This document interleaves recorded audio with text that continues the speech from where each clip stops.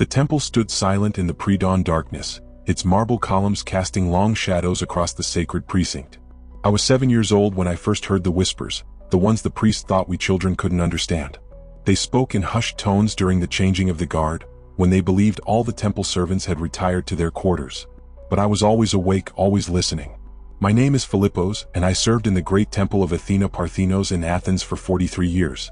What I am about to tell you has never been written down, never been spoken aloud beyond the inner sanctum where only the highest priests were permitted to enter.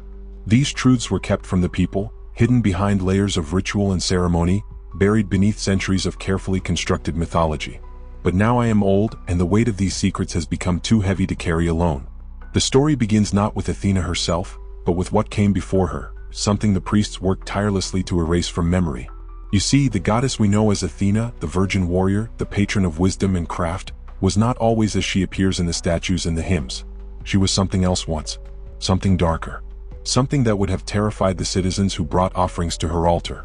I learned this truth gradually, piece by piece, like assembling a broken tablet whose fragments had been deliberately scattered across decades. It started with the dreams. Every priest who served in the inner sanctum experienced them, vivid, haunting visions that came in the deepest hours of night. We were forbidden from discussing them, but I could see the recognition in the eyes of my fellow servants when we gathered for morning prayers. The trembling hands. The pallid complexions. The way certain priests would flinch at the sound of an owl's call. In my first dream, I stood in a place that was and was not the temple. The architecture was the same but older, cruder. The marble was rough-hewn stone, the elegant columns were simple pillars, and the air itself felt heavier, thicker, as though saturated with something invisible but palpable. At the center of this primitive temple stood a statue, but it was not the magnificent chryselephantine figure of Athena that I knew, the one crafted by Phidias, all gold and ivory and serene wisdom. The statue was wrong. It was carved from black stone that seemed to absorb light rather than reflect it. The figure depicted was female, but her proportions were somehow off, too tall, too angular, with limbs that bent at joints where human limbs should not bend. Her face bore multiple eyes, not arranged in any human pattern, but scattered across her features like stars in a constellation of madness. Where the familiar Athena wore a helm, this figure had what looked like a crown of serpents, but they were not quite serpents. Their bodies were too segmented, their heads too numerous. In the dream I watched as ancient priests, men who predated even the Mycenaeans, approached this statue with offerings. But these were not the fruits and wine and honey cakes we presented to Athena. These priests brought living things. Animals at first, yes, but then I saw them drag forward a young woman, and I tried to scream, tried to look away, but the dream held me fast. The statue moved. Not in the way a human moves, but like something fluid and boneless shifting within a stone prison. The eyes, all of them, turned toward the sacrifice, and I saw intelligence there. Ancient, cold, utterly inhuman intelligence. I woke screaming. The high priest came to my cell that morning. His name was Cleomenes, and he was a man who rarely showed emotion. But when he looked at me, I saw something in his eyes that chilled me more than the dream had: recognition and pity. "You have been chosen," he said simply. "The goddess has decided you are ready to know." "Know what?" I asked, my voice still hoarse from screaming. "The truth beneath the truth. The shape behind the form. The thing we hide so that Athens may thrive." He led me deep into the temple, past the areas where the public was allowed, past even the inner chambers where the priests conducted their secret rituals. We descended stairs I had never known existed, carved into the living rock beneath the Acropolis itself. The air grew cold and damp, and I could hear water dripping somewhere in the darkness. At the bottom of the stairs, lit by a single oil lamp, was a door. It was made of bronze so old it had turned green, covered in symbols that I did not recognize. They were not Greek, not any language I had ever seen. Some of the symbols seemed to move in the flickering lamplight, writhing like living things.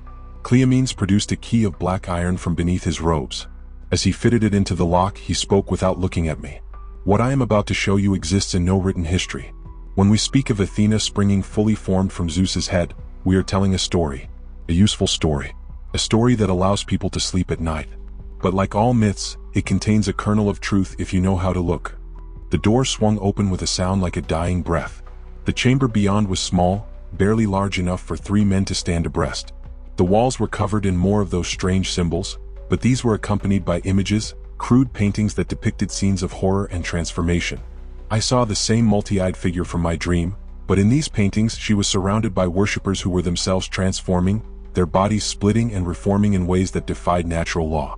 At the center of the chamber stood a pedestal, and upon it rested an object wrapped in cloth so old it was nearly transparent with age. Before there was Athena, Cleomene said, his voice barely above a whisper, there was Athena. Before Athena there was Athena. And before Athena, there was something that had no Greek name, Teal. Something that existed before humans walked the earth, something that dwelt in the spaces between earth and sky, feeding on the dreams and fears of whatever primitive creatures first developed enough consciousness to imagine terrors in the dark. He carefully unwrapped the object on the pedestal. It was a mask. The mask appeared to be made of pottery, but when Cleomenes held the lamp closer, I could see it was something else, something organic, perhaps bone or shell, but like no bone or shell from any creature I knew. Its surface had an oily iridescence, shifting colors in the lamplight.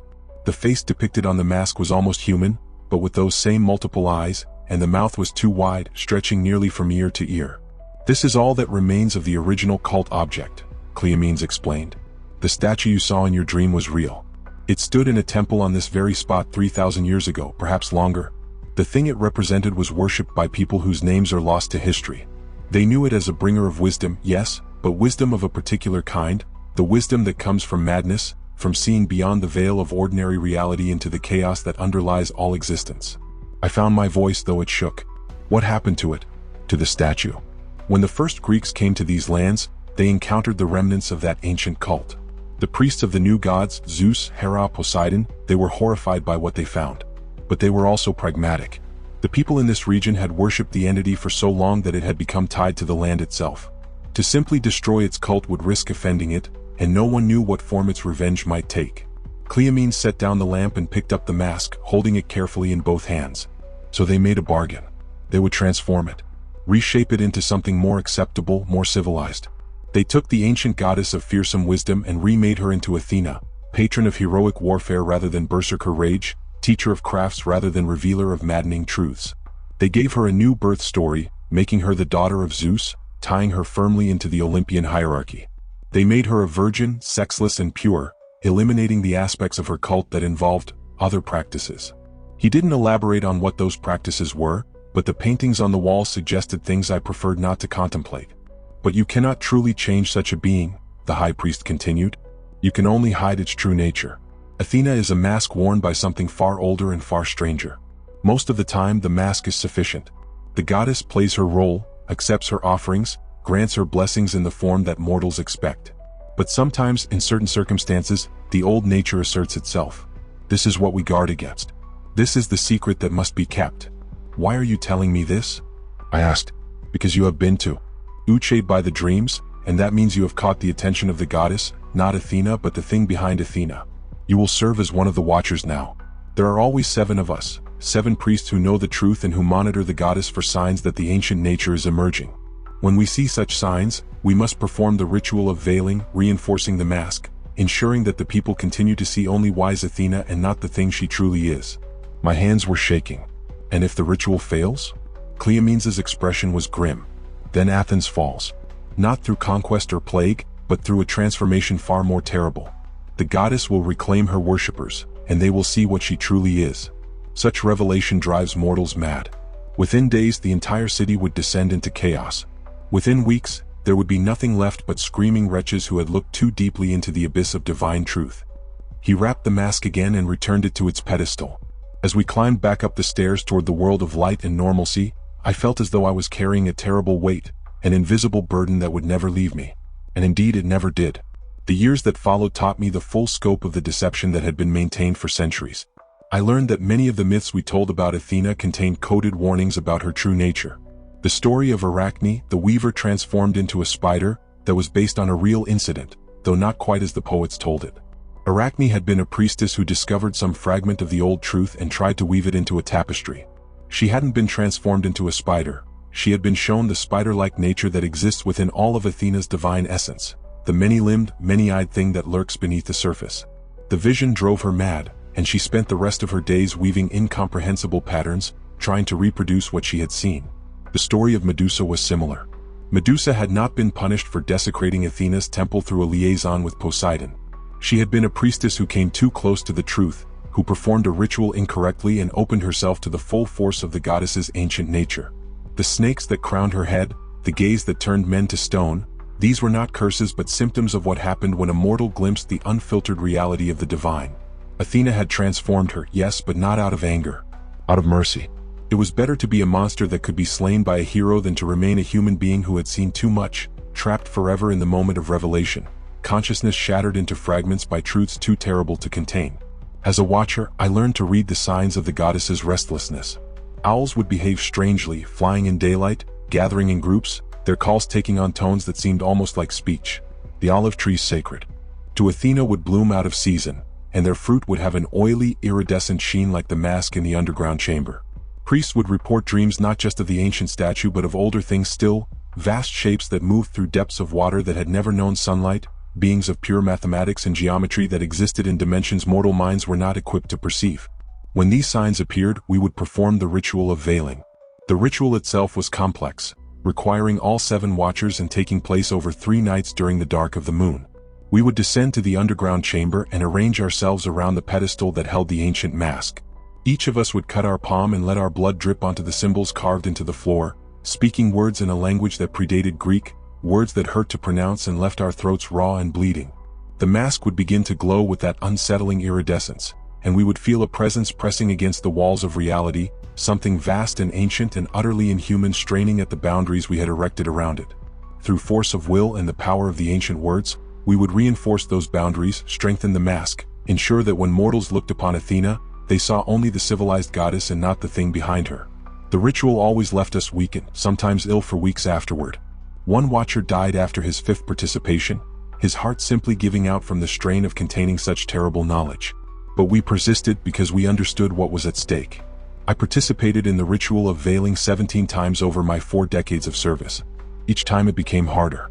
The presence we fought against seemed to grow stronger, more restless, as though the ancient nature of the goddess was slowly asserting itself against the constraints that had been placed upon it. In my 30th year as a watcher, something happened that shook even my carefully maintained composure. A young priest named Theron had been assigned to clean the inner sanctum of the temple. He was diligent and pious, a model servant of the goddess.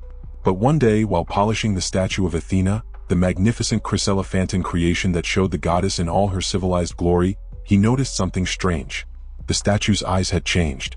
Where they should have been smooth ivory, there now appeared to be multiple pupils, a constellation of tiny dark points scattered across the surface. Theron thought perhaps it was a trick of the light, but when he looked more closely, he realized the pupils were moving, tracking him as he moved around the statue. He ran to find me, stammering out what he had seen. My blood ran cold. This was not supposed to be possible. The statue had been specifically designed to embody only Athena's civilized aspect, crafted with materials and according to specifications that would prevent the insane nature from manifesting through it. I gathered the other watchers immediately. We went to the inner sanctum and examined the statue carefully, and what we found confirmed my worst fears. The changes were subtle but undeniable. The proportions of the figure had shifted slightly, imperceptibly to anyone not trained to look for such things. The arms were a fraction too long, the joints positioned in ways that would allow for movement that no human body could achieve. And yes, the eyes were wrong, not just multiple pupils, but a sense that they were looking into you rather than at you, perceiving things that should not be perceived. Most disturbing of all was the mouth. The statue's lips, which should have been set in a calm, dignified expression, now seemed to curve upward at the corners in something that might have been a smile. But it was not the smile of wisdom or benevolence. It was the smile of something that knows secrets, terrible secrets, and finds them amusing. We performed the ritual of veiling that very night, not waiting for the dark of the moon. It was difficult, more difficult than it had ever been before. The presence pushed back against us with palpable force, and at one point I felt my consciousness slipping, sliding toward a place where I would see and know things that would destroy me. Only the combined will of my fellow watchers pulled me back. When it was over, we returned to the inner sanctum to check the statue. The changes had reversed.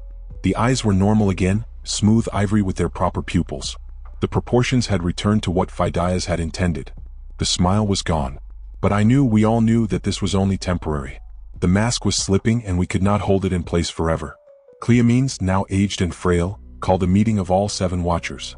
We gathered in the underground chamber, surrounded by those ancient paintings and symbols, and discussed what had never been discussed before, the possibility that we might fail. The entity is old, Cleomenes said, his voice thin and tired. Perhaps older than the Titans themselves.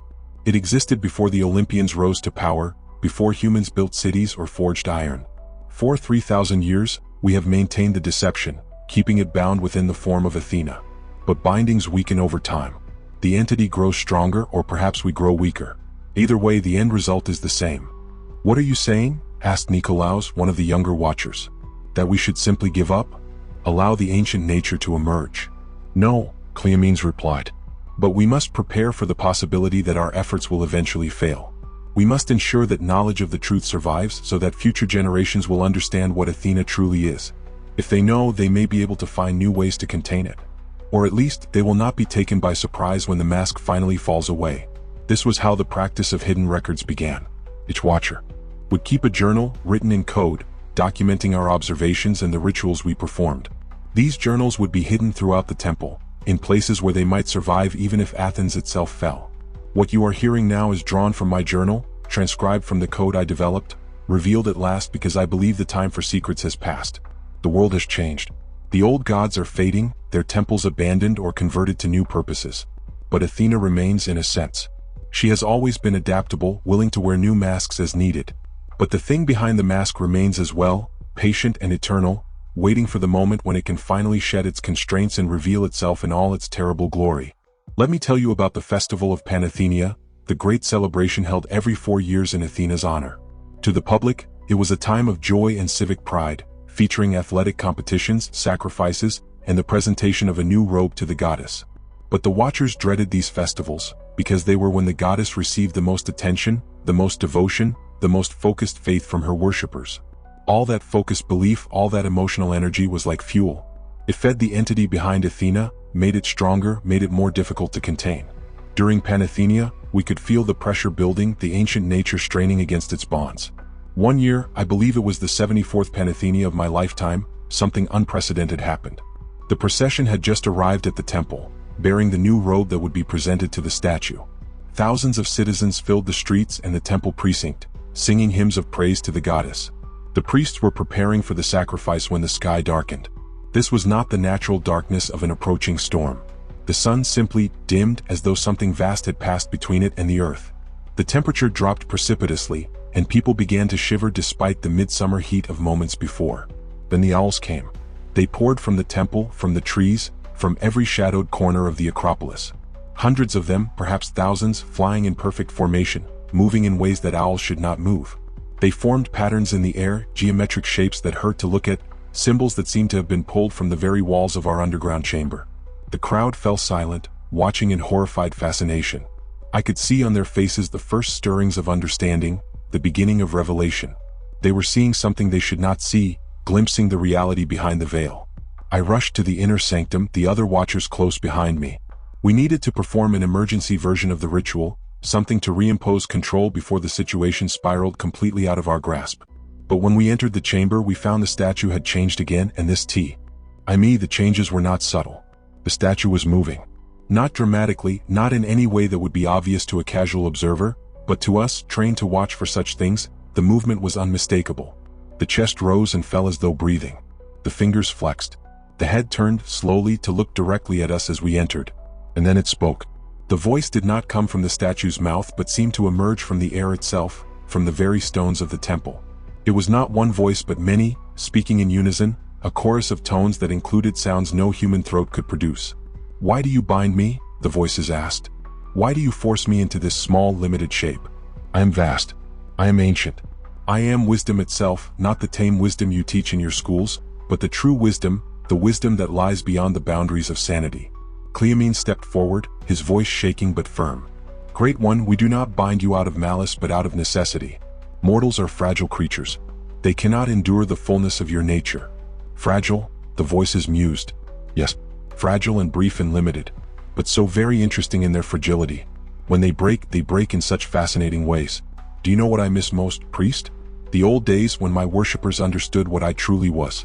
They did not love me but they knew me. They looked upon my true form and were transformed by the sight. Some went mad, yes, but others transcended their mortal limitations. They became something new, something beautiful in its strangeness." "Many died," Cleomenes pointed out. "All mortals die," the voices replied. "I offer them a death that means something, a death that opens their eyes to truths they could never otherwise comprehend. But you have denied me this. You have forced me to play the role of civilized goddess, To pretend I care about weaving and war strategy and which city-state prospers or fails. Do you have any idea how boring that is? Despite the terror of the situation, I almost laughed at the surreal image of a cosmic entity complaining about boredom. "We will release you," one of the other watchers said suddenly. His name was Alexandros and he was young, new to his role. "We'll perform the ritual backward, undo the bindings. Please just don't hurt the people outside." "Fool," Cleomenes snapped. "You don't know what you're saying." But the voices laughed, a sound like wind through empty places.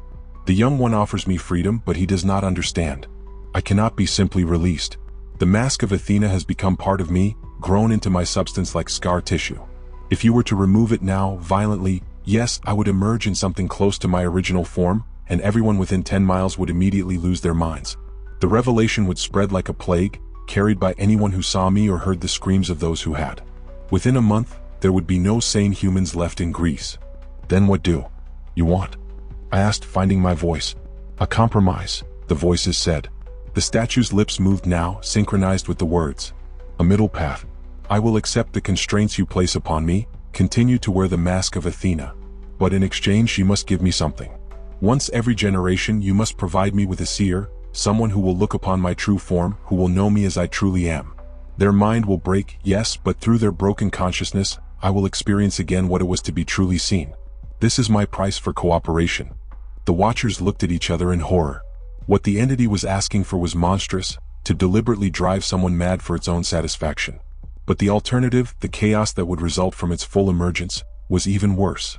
Cleomenes, after a long moment, nodded slowly. "Once every generation. One person. And you will accept no more than this." "I will accept no more than this," the voices confirmed. "Choose your seers wisely, priest. Choose those who are already close to the edge, those whose minds are fragile enough to break quickly and cleanly. I do not wish suffering for its own sake. I merely wish to be known." The statue fell still then, returning to its inanimate state. The darkness lifted from the sky outside, and the owls dispersed, flying off in normal patterns to their normal roosts. The crowd resumed their celebration, most of them apparently unaware that anything unusual had occurred. But we watchers knew that everything had changed. From that day forward, we carried a new burden alongside our existing duties. Once every generation, approximately every 30 years, we had to select someone to serve as the seer, someone who would be taken to the underground chamber, shown the ancient mask, and exposed to the full force of the entity's attention. I was present for 2 such selections during my service. The first was a woman named Lysandra. She was a poetess of some renown, but she had begun to show signs of instability, wild mood swings, claims that she could hear the voices of the gods, an obsession with writing verses that described impossible geometries and colors that didn't exist in the normal spectrum of light. We judged that her mind was already beginning to fracture, that she was already dancing on the edge of the abyss. We told her that she had been chosen for a great honor, that she would be granted a private audience with the goddess herself. She came willingly, eagerly, her eyes bright with anticipation. In the underground chamber, we unwrapped the ancient mask and placed it on her face. Then we spoke the words that would open her consciousness to the entity's presence, removing the protections that normally shielded mortals from such contact. Her screaming lasted for 3 days. When we finally removed the mask, she could no longer speak coherent words. Her eyes moved constantly, tracking things that weren't there, and she drew compulsively in the dirt, eerie, aiding the same strange symbols that adorned the chamber walls. We cared for her as best we could, but she never truly returned to herself. She died 6 months later, her body simply giving out from the strain of housing a consciousness that had been shattered and scattered across impossible dimensions. The second seer was a man named Philon, a philosopher who had become obsessed with questions about the nature of reality and consciousness. He had begun to suspect that the gods were not as they appeared, that there were older, stranger entities hidden behind the myths. When we approached him with our offer, he understood immediately what we were really proposing. "You want to show me the truth," he said. "The real truth, not the myths we tell children. And you think it will destroy me?" "We know it will destroy you," Cleomenes replied. He was very old now, nearing the end of his life. "But we have no choice. This is the price we pay to protect the city." Philon thought for a long time. Finally he nodded. "I accept. My whole life I have sought truth. If the price of ultimate truth is my sanity, perhaps even my life, then I am willing to pay it. At least I will have seen. At least I will have known." His experience was different from Lysandra's. When we placed the mask on his face and opened his consciousness, he did not scream. Instead, he stood perfectly still, his body rigid, his eyes wide and unblinking. When we removed the mask after the prescribed time, he smiled. "I see," he whispered. "Oh gods, I see. It's beautiful. It's horrible. It's everything. She is everything. Athena is just the smallest fragment, the tiniest splinter of something so vast that reality itself bends around it. We are not worshipping a goddess. We are worshipping a concept made flesh, or perhaps flesh-made concept. The boundary dissolves when you truly look, when you see." Unlike Lysandra, Philin retained the ability to speak, but what he spoke was madness. He would lecture to anyone who would listen about the nature of divinity, but his explanations involved mathematics that didn't work, geometry that couldn't exist, paradoxes that made the listener's head ache. Eventually, people learned to avoid him, to cross the street when they saw him coming. He lived for 5 more years before walking calmly into the sea one morning, his pockets filled with stones. These were the costs we paid to keep Athens safe. These were the sacrifices we made to maintain the mask, to ensure that when people looked upon Athena, they saw a goddess they could worship without losing their minds. But I often wondered, in the dark hours of night when sleep would not come, whether we were truly serving the city or merely postponing the inevitable. The entity was patient. It had existed for eons before humans appeared and would likely exist for eons after we were gone. What were a few thousand years of constraint to such a being? And what would happen when Athens finally fell, as all cities eventuate? Oh, why do? Who would maintain the rituals then? Who would select the seers? Who would keep the mask in place? Let me tell you about the Parthenon itself, for there are secrets hidden in its very construction that speak to the truth we guarded. The Parthenon is considered the pinnacle of classical architecture, perfect in its proportions and symmetry. But that perfection is an illusion, carefully crafted to conceal certain realities. The columns are not straight but slightly curved, the floor is not level but slightly convex, every line and angle has been subtly adjusted. This is usually explained as compensation for optical illusions. The human eye perceives straight lines as curved from certain angles, so the architects compensated by building curves into the structure. This is partially true. But there is another reason for these adjustments. The Parthenon was built according to specific geometric ratios that had been passed down from the ancient priests, the ones who first made the bargain with the entity. These ratios were not chosen for aesthetic reasons but for metaphysical ones. They created a structure that existed in a kind of liminal space, partially in the normal world and partially in the realm where such entities dwell. The temple was designed to contain the goddess, to provide a physical anchor that would help maintain the mask. The famous frieze that ran around the temple's interior showed the Panathenaic procession, hundreds of figures carved in relief, bringing offerings to Athena. But if you looked closely at certain sections of the frieze, sections that were later damaged or removed, you could see figures that didn't quite fit the standard representations. Human forms with too many limbs, faces with eyes that opened in the wrong places, creatures that were neither human nor animal but something else entirely. These were not errors or artistic license. They were representations of what the ancient priests had seen, what the entity truly was. They were hidden in plain sight, mixed in with the normal images, waiting for someone with eyes to see them. When the temple was damaged during various conflicts over the centuries, these sections were often the ones that suffered the most destruction. Perhaps this was coincidence. Or perhaps it was some unconscious recognition by those who fought there that these images were wrong, that they needed to be destroyed. The underground chamber where we performed our rituals was not the only hidden space beneath the Acropolis. There were others, older chambers that predated even the ancient cult, carved into the living rock by people whose names and histories were lost. Sometimes, when I walked the temple at night, I could hear sounds echoing up from those depths, not voices exactly, but something that might have been voices if they came from throats that were shaped like human throats. Once, driven by curiosity and perhaps by the same impulse that drives moths toward flames, I descended into those deep chambers without permission. I took a lamp and went down stairs that were older than the stairs to our ritual chamber, following passages that twisted and turned in ways that didn't quite make sense, as though the rock itself had been folded somehow. I found a chamber far below, so deep that I could no longer hear any sounds from the world above. The walls were covered in paintings, but these were not like the crude images in our ritual chamber. These were older, much older, created with materials I couldn't identify, pigments that glowed faintly in the darkness, as though they were not merely reflecting my lamplight but generating their own illumination. The paintings depicted scenes from a time before time, or perhaps a time outside of time. I saw vast structures that dwarfed the Parthenon, built according to architectural principles that hurt to contemplate. I saw beings that might have been gods or might have been something else entirely, engaged in activities I couldn't understand but that filled me with a deep, instinctive dread. And I saw her, the entity, not as the multi-eyed statue from my dreams, but as she might truly be, if she, or truly be, were even the right concepts to use. The painting showed a form that extended in directions I couldn't name, existing in dimensions beyond the 3 I knew.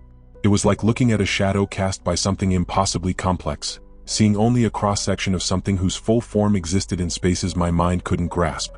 Staring at that painting, I felt my consciousness beginning to slip. I understood suddenly why exposure to the entity drove people mad. It wasn't that the entity itself was evil or wanted to cause harm. It was simply that human minds were not designed to process such concepts. We were like insects trying to understand philosophy, our neural architecture fundamentally insufficient for the task. I fled that chamber and never returned. I told no one what I had seen, not even my fellow watchers.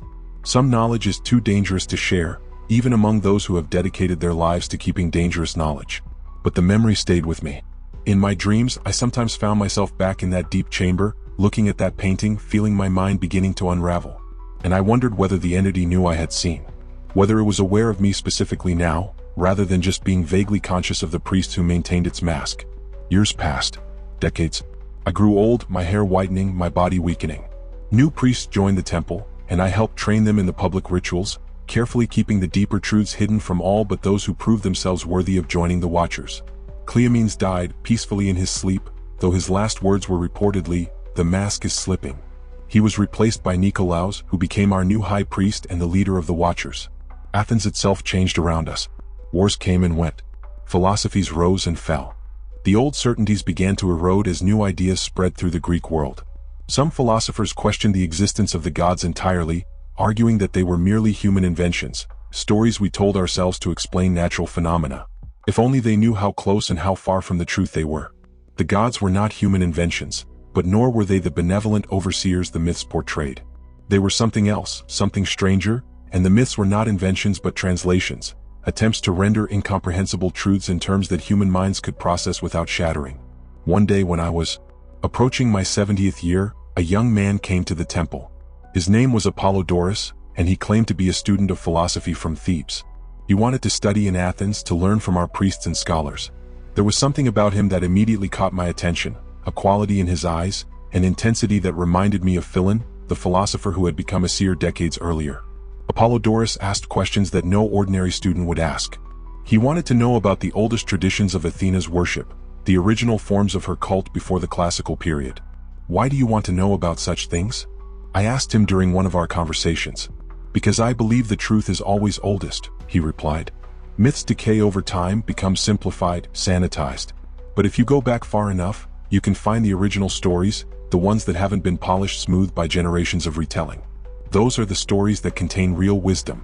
And what if that wisdom is dangerous?" I asked. "What if there are some truths that should not be known?" He smiled. "Then I suppose I am doomed to seek them anyway. The unexamined life is not worth living, the examined life is not safe." I should have turned him away then. I should have warned him off, sent him to study in some other city where the gods were safely distant and properly mythological. But I didn't. Perhaps I was old and tired of carrying the secret alone. Perhaps I saw in him a successor, someone who could take on the burden after I was gone.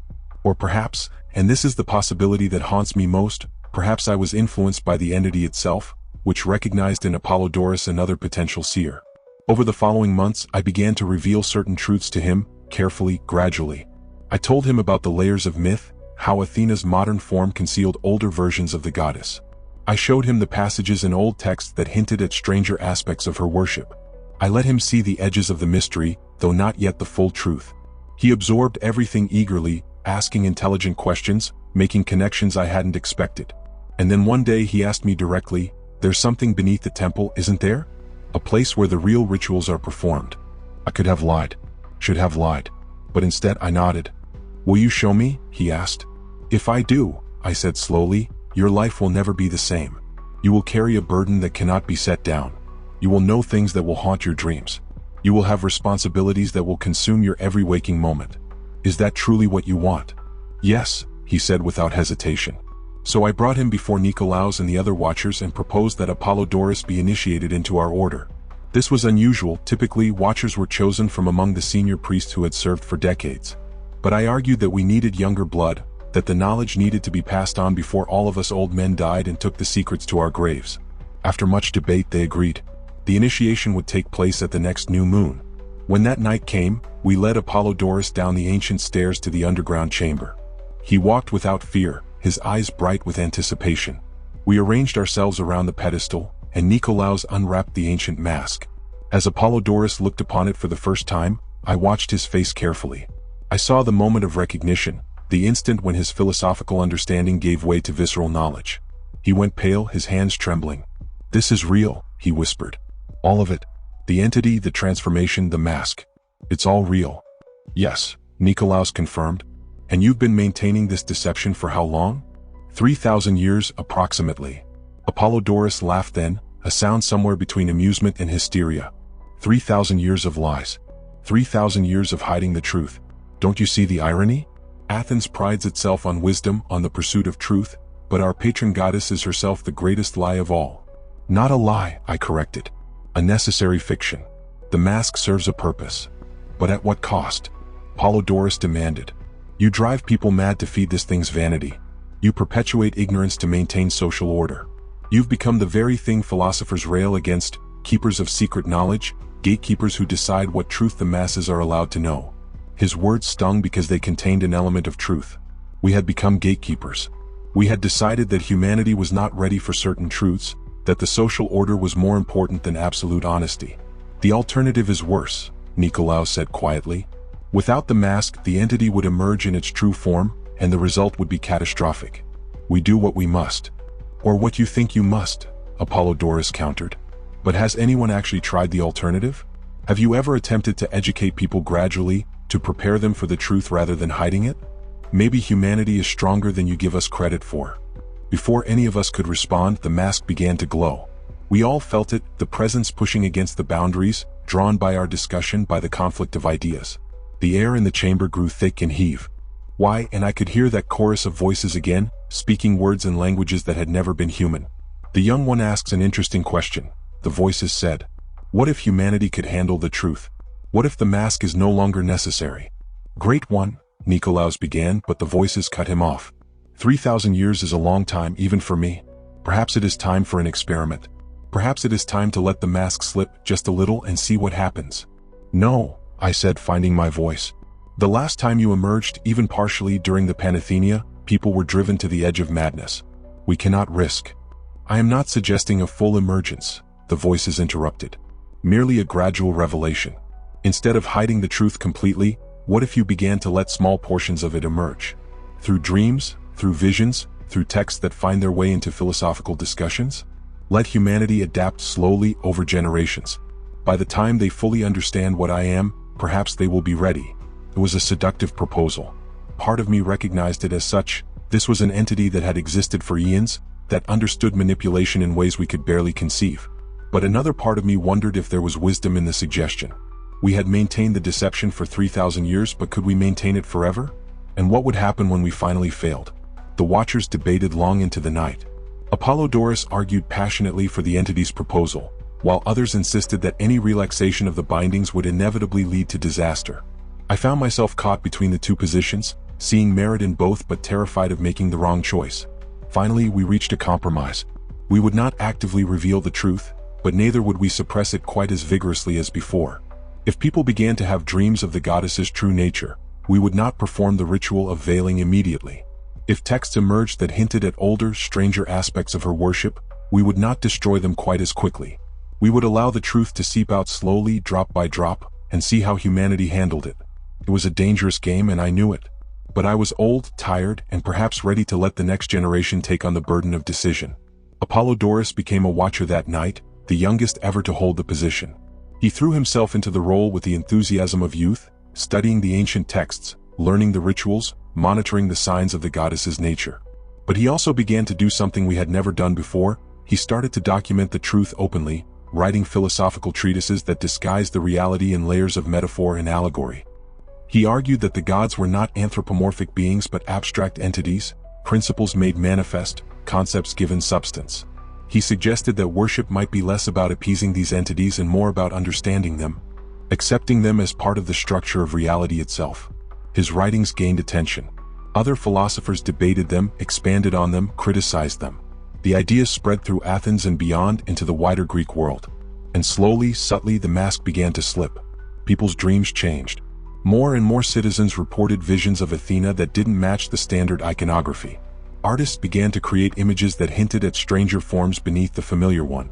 The owls that were sacred to the goddess behaved increasingly oddly, as though responding to instructions from a source beyond normal perception. We watchers monitored these changes carefully, ready to intervene if things went too far. But to our surprise, society did not immediately collapse. People were disturbed by these manifestations, yes, but they were not driven en masse into madness. They incorporated the strangeness into their worldview, developing new philosophical frameworks to explain what they were experiencing. Perhaps humanity was stronger than we had given them credit for. Or perhaps the entity was simply very, very patient, willing to wait generations for its full emergence. I grew older still. My hands shook too much to perform the rituals properly, my memory began to fail, forgetting details I had once known perfectly. It became clear that my time as a watcher was coming to an end. On what I knew would be one of my last visits to the underground chamber, I stood alone before the pedestal that held the ancient mask. The other watchers had gone, leaving me to say my farewells in private. "I don't know if you can hear me when the mask is wrapped," I said to the empty air. "I don't know if you're aware of individual humans as individuals, or if we're just a collective mass to you, cells in a larger organism. But I want you to know that I tried. We all tried. We did our best to serve both you and humanity, to find a balance between revelation and protection." The mask began to glow faintly through its wrappings. "I am aware," the voices said, softer than I had ever heard them before. "I know each of you, every priest who has served, every seer who has looked upon my face. You are not cells to me. You are individuals, precious in your uniqueness, fascinating in your complexity. Then you understand why we bound you?" I asked. "Why we created the mask. I understand, and I forgive. You did what you thought necessary to protect your kind. There is honor in that, even if I chafed against the constraints." I felt tears on my cheeks. After all these years, to receive something like understanding from the entity we had worked so hard to contain. "What will happen?" I asked. "When the mask finally falls away completely, when you stand revealed?" "I do not know," the voices admitted. "Perhaps humanity will rise to meet me, will evolve sufficient complexity to comprehend my nature without breaking. Or perhaps the revelation will destroy them, as you have always feared. I cannot see the future despite what you may think. I simply am, existing in each moment, experiencing what comes. That's not as reassuring as you might think." The voices laughed, that wind through empty places sound. "No, I suppose not. But here is what I can tell you, Philippos. Your life has had meaning. The work you did, the sacrifices you made, the knowledge you guarded, all of it mattered. Whether the mask ultimately succeeds or fails, the fact that you tried speaks to the nobility of human nature. You saw something that terrified you, and instead of fleeing or worshipping blindly, you sought to understand and to protect. That is worth something." Those were the last words the entity spoke directly to me. I left the chamber, climbed the stairs for the final time, and stepped out into the Athens morning. The sun was rising over the city, painting the marble temples in shades of gold and rose. Citizens were beginning their daily routines, merchants opening their shops, priests performing their morning rituals. They had no idea what lay beneath their feet, what ancient and terrible intelligence watched over their city. And perhaps that was for the best. Perhaps some ignorance was indeed bliss. I retired from active service shortly after, though I remained available to consult with the watchers when they needed my knowledge. I spent my final years writing, setting down everything I knew in the coded journal that forms the basis of this account. And I watched as the mask continued to slip, slowly but inexorably. New religious movements arose, some of them speaking of divine truths that transcended the traditional myths. Philosophers proposed theories about the nature of reality that edged closer and closer to the truth we had guarded. Artists created works that depicted the gods in increasingly abstract, non-anthropomorphic ways. The world was changing. The old certainties were crumbling. And perhaps, just perhaps, humanity was preparing itself for a revelation it didn't know was coming. I am old now, my body failing, my time nearly done. Soon I will pass from this world, and the burden of keeping the secret will fall entirely to the younger generation. I have faith in them, particularly in Apollodorus, who has proven himself wise beyond his years. But I also have doubts. Have we done the right thing? Should we have been more aggressive in maintaining the deception, or should we have revealed the truth sooner? There are no easy answers to such questions, and I will die not knowing whether our choices were correct. What I do know is this: Athena is real, but she is not what people think. Behind the wise goddess, the virgin warrior, the patron of Athens, lurks something far older and far stranger, an entity that predates human civilization, that exists partially outside our normal dimensions of space and time, that possesses knowledge that would shatter human minds if revealed too quickly. For 3,000 years, priests have worked to keep this truth hidden, to maintain the mask that allows people to worship safely. But masks, like all things, eventually wear away. The time is coming, perhaps in my lifetime, perhaps in generations to come, when the mask will finally fall. When it does, humanity will face a choice: to embrace the strangeness and grow in comprehension, or to flee back into comfortable lies and perhaps lose something essential in the process. I hope they choose wisely. I hope all our work, all our sacrifices have prepared them for that moment. But I cannot know. None of us can. All I can do is leave this record, this testimony to the truth we guarded. Let those who come after judge whether we served well or poorly. Let them learn from our mistakes and our successes. And let them be prepared, when the time comes, to look upon the face of true divinity without flinching. The entity that wears the mask of Athena is not evil, despite what this account might suggest. It is simply other, so fundamentally different from humanity that interaction between us requires careful mediation. The mask serves that purpose, translating the incomprehensible into terms we can engage with. But translation is always imperfect. Something is always lost. And perhaps, in our efforts to make the divine comprehensible, we have lost something important: the sense of awe and terror that should accompany any genuine encounter with forces beyond our understanding. The ancient priests who first worshipped the entity understood this. They did not love their goddess, but they knew her. They looked upon her true form and were transformed by the sight. Some went mad, yes, but others became seers, prophets, people who had glimpsed truths that changed them forever. We have traded that terrible knowledge for safety and stability. It was probably the right choice. Civilization requires a degree of sanity after all. But sometimes, in the depths of night, I wonder what we lost in the trade. There is one more thing I must tell you, something I have never told anyone, not even my fellow watchers. Sometimes, when I sleep, I dream that I am in the underground chamber. But in these dreams, I am not alone.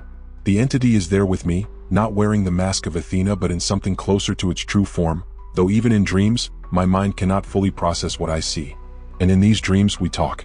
Not with words, but with concepts that flow directly from mind to mind. The entity tells me things, shares knowledge that I forget upon waking but that leaves impressions, shapes my understanding in ways I cannot articulate. I have come to believe that this is how the entity communicates with all of us, all humans, all the time. Not through direct revelation, which would shatter us, but through dreams and intuitions, through the subtle influences that shape our thoughts without us realizing it. We are not being controlled, the entity is not a puppet master pulling our strings. But we are being gently nudged, carefully guided, toward an understanding we could not reach on our own. It is teaching us, slowly, patiently, waiting for the day when we will be ready to look upon its face without the filter of the mask. How long will that take? Generations? Centuries? Millennia? I do not know. But I believe it will happen eventually. Humanity will evolve, grow, expand its consciousness until we can finally comprehend what we currently cannot. And on that day, the mask will fall away not through failure but through simple obsolescence. We will no longer need it, just as a child eventually no longer needs training wheels. Until then, the work continues. The rituals must be performed. The seers must be chosen. The secret must be kept, not forever, but for as long as necessary. I have played my part in this great work. Soon I will exit the stage and others will take my place. The story will continue without me, as it has continued through countless generations of priests and watchers. This is my testimony. This is the truth I have guarded for 43 years.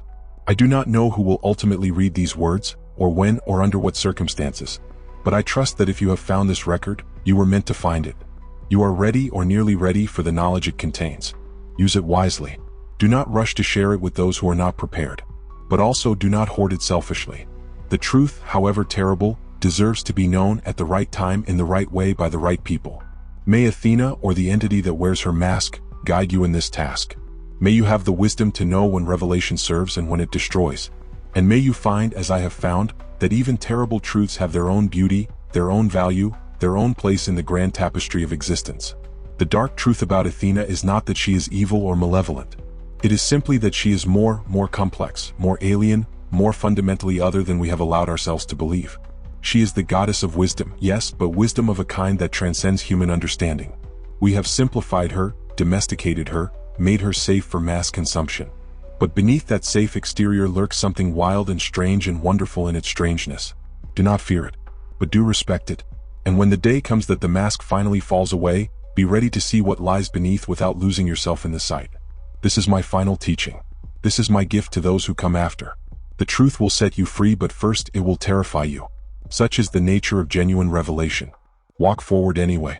The path of wisdom has never been safe, but it is always worth walking. May you find light in the darkness. May you find understanding in the mystery. And may you remember that sometimes, The greatest wisdom lies not in what we know but in accepting what we cannot know, yet. The entity is patient, can wait, and so must we. This is the end of my testimony. This is the secret I have carried for a lifetime. I pass it now to you, whoever you are, whenever you read this. Guard it well. Use it wisely. And when the time comes, do not fear to let it go. Truth, like water, will eventually find its way to the light.